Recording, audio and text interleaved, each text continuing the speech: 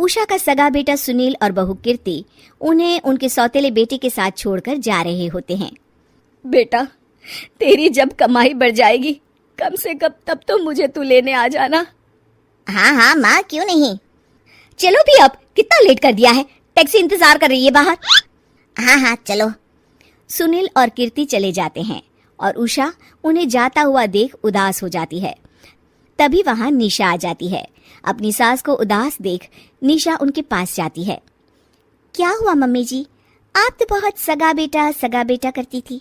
आपके सगे बेटे ने तो आपको छोड़ दिया और चले गए अपनी अलग गृहस्थी बसाने। देख बहू, मेरे बेटे को कुछ भी कहने की जरूरत नहीं है। मुझे यकीन है कि जब उसकी तनख्वाह बढ़ जाएगी तो वो मुझे लेने जरूर आ जाएगा। हाँ, ये भी देख लेंगे कि वो लोग आपको वापस लेने आते हैं या नहीं। तब तक तो आप भी यहीं हो और मैं भी। उषा अपने बेटे के ना होने से बहुत ही उदास रहने लगती है। उन्होंने खाना खाना भी छोड़ दिया। सुनिए जी, मम्मी जी ने आज भी कुछ नहीं खाया। जब भी खाने के बारे में पूछती हूँ तो कह देती हैं भूख नहीं है और अपने कमरे में ही बैठी रहती हैं।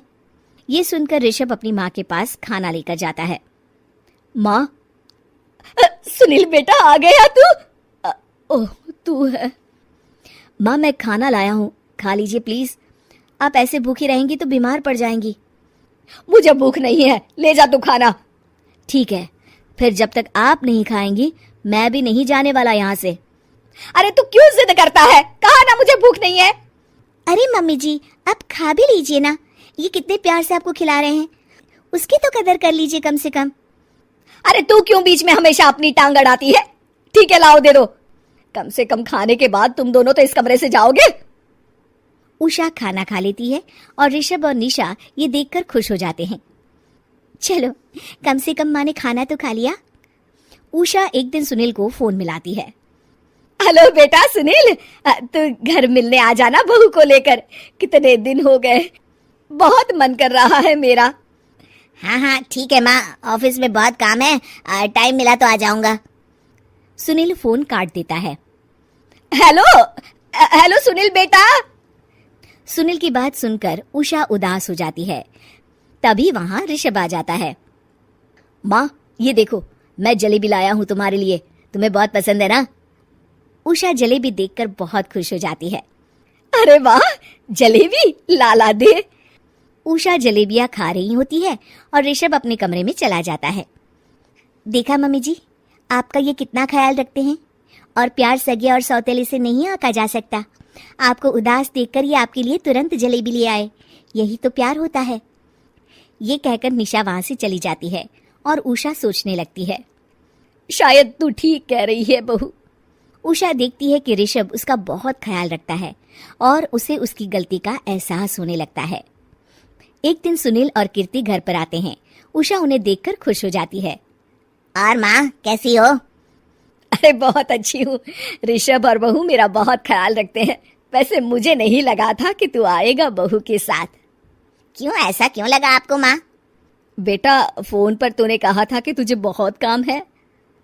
हाँ माँ, पर मुझे ये भी तो पता था ना कि मेरी माँ इंतजार कर रही होगी मेरा।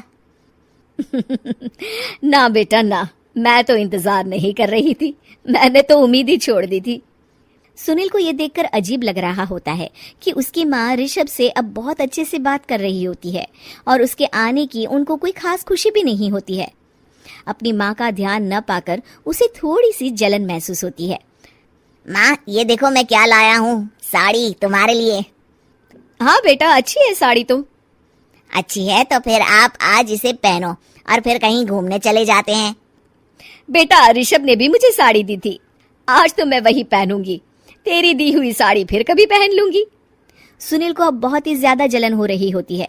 उसे समझ नहीं आता कि अपनी माँ का ध्यान फिर से कैसे वो अपनी तरफ खींचे। रात हो जाती है और उनके जाने का वक्त आ जाता है। माँ, चलो अपना सामान बांधो और हमारे साथ चलो। कीर्ति ये सुनकर चौंक जाती है। ये क्या कह रहे हैं आप? हम सासू माँ को लेने थोड़ी ना आए थे। अरे तुम चुप हो जाओ। माँ, चलो जाओ, अपना सामान बांध लो। आप मेरे साथ आ रही हो, मैंने कह दिया तो कह दिया। अरे पर बेटा, तेरी तो तनख्वाह कम है, मैं तुझ पर बोझ नहीं बनना चाहती। अरे मुझ पर बोझ नहीं हो माँ, बस आप चलो ना, मैं लेकर ही जाऊंगा आपको। नहीं बेटा, अब मैं नहीं आना चाहती। मैं तो अब ऋषभ और बहू के साथ ही रहूंगी। ये सुनकर ऋषभ चौंक जाता है। ये क्या कह रही हो माँ? हाँ बेटा, मैं कहीं नहीं जाने वाली अब। माँ, अब सच में नहीं जा रही? नहीं बेटा, मैं तो तेरे पास ही रहूंगी अब, और जो प्यार मैं तुझे नहीं दे पाई वो सब दूंगी बेटा। ऋषभ और उसकी माँ गले मिलते हैं और निशा खुश हो जाती है।